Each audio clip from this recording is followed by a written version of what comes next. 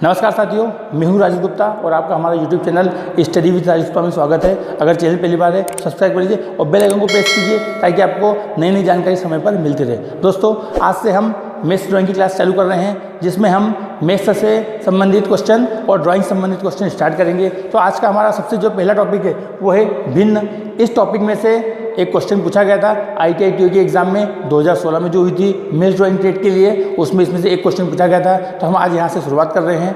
तो आइए हम देखते हैं भिन्न क्या होता है, इसे किस प्रकार सॉल्व किया जाता है और इसमें से किस प्रकार के क्वेश्चन पूछे जाते हैं। आइए हम इस पर डिस्कस करते हैं। भिन्न दो पूर्ण संख्याओं की बीच की संख्या होती है। पूर्ण संख्या मतलब 1, 2, 3, 4 जो गिनती होती है, ये सब संख्याएं क्या होती है? पूर्ण होती है। इनके बीच की संख्या है, जैसे 1, 2, 3, 4। अगर 1 और 2 की बात करें तो ये 1, 2, 3, 4 ये सब पूर्ण संख्याएं। इनके बीच की संख्याएं मतलब 1.1, 1.2, 1.3, 1.4, 1.5 ये जो संख्याएं, ये संख्याएं जो 1 और 2 के बीच का मान बताएगी। ये संख्याएं दशमलव के रूप में है, इसलिए इन्हें दशमलव संख्या कही जाएंगी। अब हमें इसे भिन्न के रूप में परिवर्तित करेंगे। भिन्न के रूप में परिवर्तित करने के लिए इन्हें हमें बटे के रूप में लिखना होगा। बटे जिसमें एक अंश होगा और एक हर होगा। अंश बटे हर जो उसका मान होगा वो एक भिन्न कहलाएगी। तो हमारा यहाँ पे हो जाएगा भिन्न बराबर अंश बटे हर। मतलब दो संख्याएं होगी, जो एक ऊपर होगी और एक नीचे होगी। इस तरह की जो संख्याएं होगी वो हमारा होगी भिन्न। जैसे 1/2, 3/5, 4/7 ये कुछ संख्याएं जिसमें एक ऊपर संख्या दी गई है, एक नीचे संख्या दी गई है। तो ऊपर वाली संख्या को अंश कहा जाता है और नीचे वाली संख्या को हर कहा जाता है। तो अंश बटे हर बराबर हो जाएगा हमारा भिन्न। तो ये होता है भिन्न। दो पूर्ण संख्याओं की बीच की जो संख्या होती है, जिसे हम दशमलव के रूप में नहीं लिखेंगे, उन्हें हम अंश बटे हर के रूप में लिखेंगे, वो संख्या यहाँ होगी हमारी। दोस्तों, अब हम बात करते हैं भिन्न के प्रकार के बारे में। भिन्न 3 प्रकार की होती है। पहली होती है सम भिन्न, जिसे उचित भिन्न या प्रॉपर भिन्न कहा जाता है। दूसरी होती है विषम भिन्न, जिसे अनुचित भिन्न या इम्प्रॉपर भिन्न कहा जाता है। और तीसरी होती है मिश्रित भिन्न या इंग्लिश में से मिक्स्ड भिन्न, मिक्स्ड फ्रैक्शन। दोस्तों, अब हम बात करते हैं सम भिन्न, उचित भिन्न या प्रॉपर भिन्न। सम भिन्न को ही उचित भिन्न या प्रॉपर फ्रैक्शन कहा जाता है। अब हम देखते हैं कैसी पहचान करेंगे। अगर किसी भिन्न का मान 1 से कम हो, अगर किसी भी भिन्न का मान 1 से कम हो तो उसे हम कहेंगे सम भिन्न, उचित भिन्न या प्रॉपर फ्रैक्शन। अब इसे हम पहचान कैसे करेंगे? अगर कोई भिन्न हमें दी गई है, जैसे 3/4, 5/7, 6/11, ऐसी कोई सी भिन्न हो सकती है जिसमें अंश का मान कम है और हर का मान ज़्यादा है। अगर दी गई भिन्न में अंश का मान कम हो और हर का मान ज़्यादा हो तो उस तरह की भिन्न को हम हमेशा सम भिन्न, उचित भिन्न या प्रॉपर फ्रैक्शन कहेंगे। इनका मान सदैव 1 से कम होगा। अगर भिन्न का मान 1 से कम आ रहा है या अंश का मान कम है, हर का मान ज़्यादा है, तो हमेशा इसका मान 1 से कम होगा। इस तरह की भिन्न को हम सम भिन्न, उचित भिन्न या प्रॉपर फ्रैक्शन कहेंगे। तो ये हमारी पहली थी सम या उचित भिन्न। विषम भिन्न, अनुचित भिन्न या इम्प्रॉपर फ्रैक्शन किसे कहते हैं? इसका मान 1 से ज़्यादा या 1 के बराबर होगा। मतलब अगर कोई भिन्न दी गई है, उसका मान 1 या 1 से ज़्यादा है, 1 भी होगा या 1 से ज़्यादा भी हो सकता है, तो उसे हम विषम भिन्न, अनुचित भिन्न या इम्प्रॉपर फ्रैक्शन कहेंगे। जैसे 4/3, अंश का मान ज़्यादा है, हर का मान कम है। जब 4 में 3 का भाग दिया जाएगा तो उसका मान 1 से ज़्यादा ही होगा। तो ये हमारा हो जाएगा विषम या अनुचित भिन्न। 1 के बराबर मतलब जैसे 4/4, अंश और हर का मान बराबर हो जाए। अंश और हर का मान बराबर हो गया तो इसका आंसर होगा 1। तो 1 के बराबर अगर अंश और हर का मान बराबर हो जाए या अंश का मान ज़्यादा हो जाए और हर का मान कम हो जाए तो भी हमारी जो इस तरह की भिन्न होगी वो होगी विषम या अनुचित या इम्प्रॉपर फ्रैक्शन। ये हो गई हमारी दूसरी तरह की भिन्न। अब हम देखते हैं मिश्र भिन्न क्या होता है। अगर कोई हमें भिन्न दी गई है, जैसे 5/7, कोई सी भिन्न हो सकती है। अगर हमें जैसे 5/7 को भिन्न दी गई और इसके साथ में कोई अंक लग जाए इस तरह से, तो हम इसे पढ़ेंगे 3 सही 5/7। तो ये हमारी मिश्र भिन्न हो गई। इसे हमें भिन्न के रूप में बदलना होगा। उसके लिए हम क्या करेंगे, इस 3 का गुणा साथ में किया जाएगा, 3 × 7। और जो ऊपर अंश दिया हो उसे इसमें जोड़ दिया जाएगा, बटे जो हर होगा वो लिख दिया जाएगा। तो हमारा हो जाएगा 7 या 21, 21 में 5 जोड़ेंगे तो हो जाएगा 26, यहाँ हो जाएगा 26/7। तो ये 26/7 जो है ये हमारा भिन्न का रूप हो गया, और ये 3 सही 5/7 जो है ये हमारा मिश्र भिन्न है। तो हमारी 3 तरह की भिन्न थी, सम, उचित, प्रॉपर भिन्न, दूसरी विषम, अनुचित, इम्प्रॉपर भिन्न, और तीसरी मिश्रित या मिक्स्ड फ्रैक्शन। दोस्तों अब हम देखते हैं कोई संख्या में दी गई है जो दशमलव में दी जाएगी, इसे हम भिन्न में किस प्रकार बदलेंगे। आइए इसे देखते हैं। जैसे हमारा क्वेश्चन है 2.5 को भिन्न में बदलिए, तो 2.5 इसे भिन्न में बदलना है, तो 2.5 बटे का चिन्ह लगाया। अब हम क्या करेंगे, जो दशमलव है इसे हटाएंगे। जब दशमलव हटाया जाएगा तो उसके बाद जितने अंक हैं उतनी शून्य लगाई जाएगी। ये एक हमेशा किसी संख्या के बटे में होता है, उसके बाद में दशमलव बाद में कितने अंक हैं, 1 अंक है, तो हमने यहाँ पे 1 अंक मतलब 1 0 लगा दिया है। अब हमारा ये हो जाएगा 25/10। 25/10 एक संख्या, एक भिन्न के रूप में आ गया है, पर हम इसे आंसर नहीं मानेंगे। क्यों? क्योंकि हमें इसे भी सॉल्व करना होगा जब तक ये कट के एक छोटी संख्या के रूप में न प्राप्त हो जाए। जैसे ऐसे हम देखिए 5 का भाग चल जाएगा, 5 25, 5 दूनी 10, तो ये हमारा हो जाएगा 5/2। तो हमारा 2.5 का जो भिन्न था, भिन्न रूप, वो क्या हो जाएगा 5/2। अगला क्वेश्चन देखते हैं। जैसे हमें दिया गया है 1.5, 1.5 है, तो हम क्या करेंगे यहाँ पे 1.5 बटे 1 है, जब दशमलव हटाया जाएगा तो ये शून्य बढ़ जाएगी, तो यहाँ पर हो जाएगा ये 15/10। अब हम इसे भाग दे देंगे, 5 से जाएगा, 5 तिया 15, 5 दूनी 10, तो ये हो जाएगा हमारा 3/2। तो 1.5 का हमारा भिन्न रूप हो जाएगा 3.2।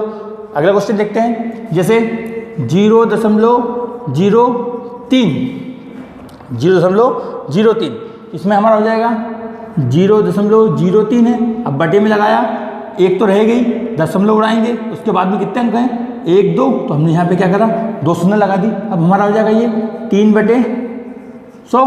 अब 3/2, 3/100 है, किस संख्या से कट रहा है क्या? अगर नहीं कटेगा तो यही हमारा आंसर हो जाएगा।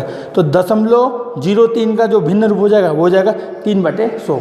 इस तरह से हम किसी भी संख्या का जो भिन्न दशमलव में दी गई है, दशमलव हटाएंगे और उसके बटे में 0 लगा के उस संख्या को भिन्न के रूप में परिवर्तित करेंगे। हमें तब तक सॉल्व करना है जब तक वो किसी संख्या से कटना बंद ना हो जाए। जैसे यहाँ पर 25/10 था, तो 5 से कट गया, अब 5/2 हो गया। अब 5 किसी संख्या से नहीं कटेगा और 2 भी किसी संख्या से नहीं कटेगा, तो हमारा आंसर हो जाएगा 5/2। यहाँ पे अगर बात करें हम, तो यहाँ पे हो जाएगा 3/2, 3 किसी संख्या से नहीं कटेगा और 2 किसी संख्या से नहीं कटेगा, तो आंसर फाइनल हो जाएगा हमारा 3/2। इस तरह से हम किसी भी दशमलव की संख्या को भिन्न में बदल सकते हैं। तो अब मैं आपको समान भिन्न के बारे में बताऊँगा। समान भिन्न क्या होती है। इस टॉपिक में से एक क्वेश्चन पूछा गया था। इसमें क्वेश्चन था 3/4 का समान भिन्न है। हमें एक भिन्न दी गई और उसके 4 ऑप्शन दिए गए थे, हमें पहचाना था कि उसके समान भिन्न कौन सी है। समान मतलब कि उस जो संख्या हमें जो 4 ऑब्जेक्टिव दिए गए थे उनको हम जब सॉल्व करेंगे तो आखिर में उनका आंसर 3/4 के रूप में आना चाहिए, वो हमारा होता है समान भिन्न। जैसे इसके ऑप्शन दिए गए थे। पहला ऑप्शन था 12/16, दूसरा ऑप्शन था 16/12, तीसरा ऑप्शन था 6/12 और चौथा ऑप्शन था 1/4। मतलब जब हम इन 4 ऑप्शन को किसी को भी सॉल्व करें तो उसका आंसर और लास्ट में 3/4 होना चाहिए। जैसे 1/4 तो इसका तो कोई मतलब ही नहीं है, 1/4 ही रहेगा। दूसरा है 6/12, जैसे सॉल्व करेंगे तो 2 तिया 6 और 2 चौक 2 6 12। जैसे जब हम 6/12 सॉल्व करेंगे तो 2 तिया 6 और 2 6 12, और ये हो जाएगा 3 एकम 3 और 3 दूनी 6, तो ये हो जाएगा 1/2। इसका मान भी 3/4 नहीं है। अब हम इसकी बात करें तो जाएगा 4 चौक 16 और 4 तिया 12, ये हो जाएगा 4/3। ये भी हमारा आंसर नहीं है। अब यहाँ पे हम देखेंगे 3, ये 4 से कटेंगे, 4 तिया 12 और 4 चौक 16, तो ये हमारा हो जाएगा 3/4। तो 3/4 के समान भिन्न है 12/16। हमें ऑप्शन को सॉल्व करके देखना है कि जिसमें भिन्न का मान 3/4 के रूप में हो जाए। ये हमारा था समान भिन्न। इस तरह से कोई भी क्वेश्चन हो, जैसे इस तरह के कोई भी क्वेश्चन अगर हमें दिए जाते हैं पहचानने के लिए, तो हमें क्या करना है, जो ऑप्शन दिए गए हैं उन्हें सॉल्व करके देखना है कि कौन सा ऑप्शन इस भिन्न के समान हो रहा है। ये था हमारा समान भिन्न। अब हम देखते हैं अवरोही क्रम और आरोही क्रम क्या होता है, भिन्नों का अवरोही क्रम और भिन्नों का आरोही क्रम। अब हम देखते हैं कि भिन्नों का आरोही क्रम और अवरोही क्रम क्या होता है। सबसे पहले देखिए हम अवरोही क्रम। अवरोही क्रम को घट्टा क्रम कहा जाता है। अवरोही क्रम मतलब घट्टा क्रम, इसे कहते हैं डिसेंडिंग ऑर्डर। इसमें मतलब क्या होता है, जो सबसे बड़ी संख्या होगी वो सबसे पहले होगी, उसके बाद छोटी, उसके बाद छोटी, उसके बाद छोटी, मतलब सबसे बड़ी संख्या शुरू करना है और उसे घटते क्रम में नीचे तक हम जाना है। तो अवरोही क्रम मतलब घटता क्रम, सबसे बड़ी संख्या पहले और सबसे छोटी संख्या नीचे, सबसे आखिरी में होगी।